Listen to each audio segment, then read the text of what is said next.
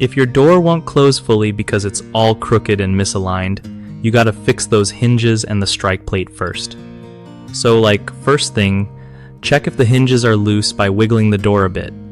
If they are, grab a screwdriver and tighten those screws. Sometimes they just need a little love. Next, look at the strike plate on the door frame where the latch goes in. If it's out of place, your door won't shut right. You can unscrew it and move it up or down just a bit to line up better with the latch. If the latch hits the strike plate but still won't catch, try filing down the edges of the plate so the latch can slide in smoother.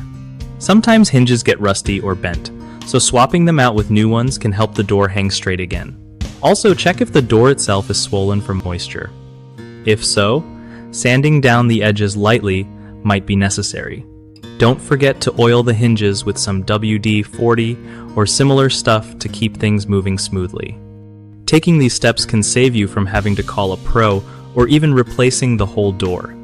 One of the biggest issues with doors not closing right is ignoring loose hinges. People often just push harder, which messes up the frame more.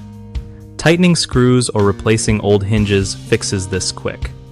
Another common problem is a misaligned strike plate.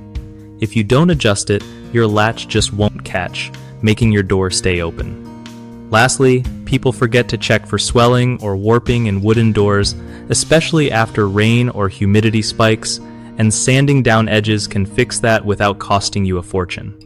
BigHomeProjects.com is great because it helps homeowners find local pros who actually know what they're doing, so you're not stuck guessing. Contractors get connected with real jobs too, making it easier for everyone to get things done right without stressing.